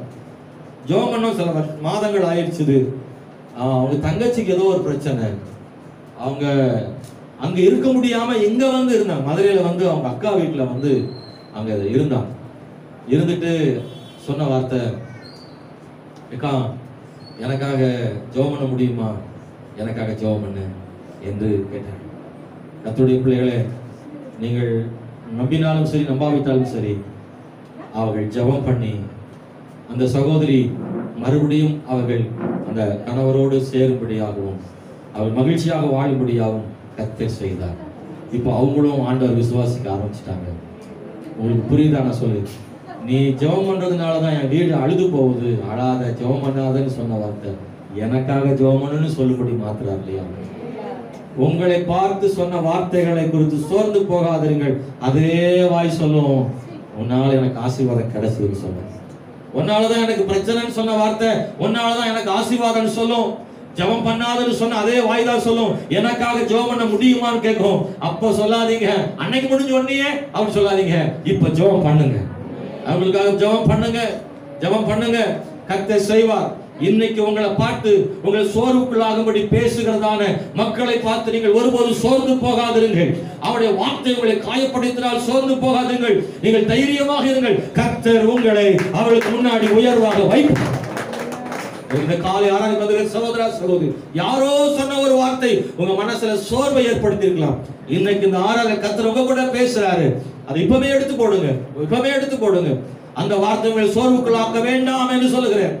கூட பிறந்தவங்களா இருக்கலாம், சொந்த பந்தங்களா இருக்கலாம், வேலை செய்யும் இடத்துல அந்த கூட வேலை செய்யறவங்களோ அல்லது ஓனரோ யாரோ சொன்ன வார்த்தை, ஹல்லேலூயா, அதெல்லாம் அப்படி நடக்கும். நீங்க வேலைக்கே சரியில்லைன்னு சொல்ல பேசிட்டு வார்த்தை, கர்த்தர் உண்மையா இருந்த சகோதர சகோதரி, அதே இடத்துல கர்த்தர் அந்த நிறுவனத்திற்கு லாபமாக உன்னை கர்த்தர் மாற்றுவார். அதே வாய் சொல்லும், நீ இங்க இருந்து போய்விடக் கூடாது, எவ்வளவு சம்பளம்னாலும் உனக்கு தாரேன், சம்பளம் சேர்த்து தருகிறேன், நீ இங்க தான் வேலை செய்யணும்னு சொல்லும் அளவுக்கு ஆண்டவர் உங்களை மாற்ற முடியும். சோர்வுக்குள்ளான வார்த்தைகளை எல்லாம் தூக்கி எறியுங்கள். உங்கள் பயமும் உங்கள் சோர்வும் இந்த பக்தி வைராக்கியத்தை குறைச்சிடும். கர்த்தருக்காக ஓடுற ஓட்டத்தை குறைச்சிடும். இந்த உலகத்துல ஒரே ஒரு வாழ்க்கை, ஹல்லேலூயா. வயிற்றுக்காக இந்த உலகத்துக்கு உழைக்கிறோம், நித்திய ஜீவனுக்காக கர்த்தருக்காக கட்டாயம் உழைச்சுதான் ஆகணும். அவருக்காக ஓடிதான் ஆகணும். நான் எனக்காக மட்டும் ஓடினால் பயன்படாது, கர்த்தருக்காக ஓட வேண்டும். பயத்தையும் சோர்வையும் தூக்கி எரிஞ்சிட்டு என் தேவனுக்காகவும் ஓடாம நான் எனக்காக மட்டும் நான் ஓடுன ஆசீர்வாதம் இல்லை. கண்களை மூடி ஜெபம் பண்ண போறோம். இந்த கால வேளையில தேவனுடைய பிள்ளைகளை, என்னுடைய பயம் நீங்கட்டும், என்னுடைய சோர்வுகள் நீங்கட்டும். கர்த்தர் என்னுடைய சோர்வுகளை மாற்றுவதற்கு வல்லமையுள்ள தேவனா இருக்கிறாரு. ஹல்லேலூயா. என்னுடைய வார்த்தையை நான் சொல்லல, ஜீவனுள்ள தேவனுடைய வார்த்தையை சொல்லிக்கிறேன். எத்தனையோ பேருடைய கவலைகளையும் சோர்வுகளையும் பயத்தையும் நீக்கின தேவனுடைய வார்த்தை உங்களுக்குள்ளேயும் பயத்தையும் சோர்வுகளையும் நீக்கும். ஹல்லேலூயா. ஆண்டவர்கிட்ட நீங்க சொல்லுங்க, ஆண்டவரே, நான் அந்த 90 பார்க்கும்படி என் கண்களுக்கு உதவி செய்யும். என் வாழ்க்கையில வருகிற இந்த 10 பார்க்காதபடி, பாடுகளை உபத்திரவங்களை பார்க்காதபடி, உங்க கண்ணுக்கு முன்னாடி உங்க பெற்றோர் படுகிற கஷ்டங்கள், பிள்ளைகள் படுகிற கஷ்டங்களை பார்க்கும்போது மனம் வேதனை அடையும் போது, ஹல்லேலூயா, ஒரு நம்பிக்கை உள்ள இதயத்தை கர்த்தர் தருவாராக. நிச்சயம் தேவன் நடத்துவார், நிச்சயம் தேவன் நடத்துவார். எலியா வாழ்வில் ஏற்பட்ட சோர்வு நம்முடைய வாழ்க்கையில் வர வேண்டாம். ஒண்ணுமே இல்லாத காலத்துல ஆண்டவர் அற்புதமாய் காகங்களை கொண்டு போஷித்த தேவன், பசி பஞ்சத்திலிருந்து காத்தவர். ஆகாப் யெசபேல் கைக்கு என்னை காக்காமல் விடுவாரோ? சகோதரா, உன்னை எகிப்திலிருந்து விடுதலையாக்கின நோக்கமே கானானுக்குள் கொண்டு போகத்தானே ஒழிய வனாந்தரத்திலே உன்னை அழிக்கும்படியாக அல்ல. Oh Jesus, hallelujah. Praise the lord. ஆண்டவரே, ஸ்தோத்திரம். கர்த்தாவே, நன்றியோடு நாங்கள் துதிக்கிறோம். சோர்வுகளை மாற்றுகிறவரே, பயங்களை மாற்றுகிறவரே, எனக்கு இந்த கால வேளையில இங்க வந்திருக்கிற தேவனுடைய பிள்ளைகள் ஏதோ ஒரு 10 காரியங்கள் அவங்களை சோர்வுக்குள் ஆக்கிக் கொண்டே இருக்கிறது. அப்பா ஆண்டவரே, ஸ்தோத்திரம் ஸ்தோத்திரம் ஸ்தோத்திரம். உங்க வாழ்க்கையில அந்த 90 இந்த 10 மூடிவிடும் அளவுக்கு அதுதான் ஓங்கி நிற்கும். சில நேரங்கள் அந்த 90 காரியங்களை, அந்த அற்புதங்களை, ஆசீர்வாதங்களை நீங்க பார்க்க விடாம 90 உங்களை சோர்வுற பண்ணி பயமுறுத்தி அப்படியே உங்களை உட்கார வச்சு படுக்க வைக்க போட்டுரும், உங்களை எழும்ப விடாமல் பண்ணிடும். நீங்கள் அந்த 10ஐயும் தாண்டி வந்துருங்க. 90 கர்த்தர் காணும்படி செய்வார், காணும்படி செய்வார். அந்த 90 பெரிய விஷயம் தான், ஆனா அதை பார்க்க விடாத அளவுக்கு இந்த 10 உங்களை தடுத்து நிறுத்துகிறது. கவலை உங்களை அப்படி நிறுத்துகிறது, சோர்வு உங்களை கண்ணை மறைக்கிறது, பயம் உங்களை கண்ணை மறைக்கிறது. எலியாவே, கண்களை திறந்து பார், உனக்காக தேவன் செய்த ஆயிரமான காரியங்கள் உனக்கு முன்னாடி இருக்கு. ஹல்லேலூயா, ஹல்லேலூயா. ஓ ஜீசஸ் லார்ட், ஹல்லேலூயா. இந்த ஆலயத்தை விட்டு நீங்கள் போகிற பொழுது அன்பான கர்த்தருடைய பிள்ளைகளை 90 ஆசீர்வாதங்களை பார்த்து கொண்டு போகிற ஒரு பலனை ஆண்டவர் தருவாராக. ஓ ஹல்லேலூயா. உன் வாழ்வில் வருகிற இந்த 10 காரியங்களையும் மகிழ்ச்சியாக, நன்மையாக, ஆசீர்வாதமாக மாற்றுவதற்கு எங்கள் தேவன் போதுமான தேவனாக இருக்கிறார். நம்முடைய தேவன் போதுமானவராக இருக்கிறார். ஹல்லேலூயா. திராட்சரசம் இல்லைன்றது உண்மைதான். அந்த 10 பெருசா தான் தெரியுது. ஆனா தேவனாகிய ஆண்டவராகிய கர்த்தர் முந்தின ரசத்தை காட்டிலும் பிந்தின ரசத்தை மகிமை உள்ளதாய், ருசி உள்ளதாய் மாற்றி அந்த திருமண வீட்டிலே ஆண்டவர் 90 மாற்றின தேவன் அல்லவா? உன் வாழ்க்கையில் இருக்கிற காரியங்களை மாற்றி உன் செழிப்பை கர்த்தர் உண்டு பண்ணுவார். ஹல்லேலூயா. ஏன் அப்படி நடந்தது? எதற்காக அந்த 10 என்று நினைக்காதீர்கள். இல்ல, அந்த 10 தான் வாழ்க்கையில 90 மாறுவதற்கான ஒரு அஸ்திபாரம் மாற்றி விடுவார்கள். உன் வாழ்க்கையில் வரக்கூடிய தடை கற்கள் எல்லாம் படிக்கற்களை மாற்றுவதற்கு கர்த்தர் போதுமானவராக இருக்கிறார். கர்த்தர் மாத்திரம் உண்மையாய் பிடித்துக் கொண்டா போதும், அவர் உண்மையா இருந்தா போதும், அல்ல ஜெபம் பண்ணா போதும், கர்த்தரை சார்ந்து கொண்டா போதும். கர்த்தராகிய தேவன் உனக்கு ஆசீர்வாதங்களை கொடுப்பதற்கு போதும்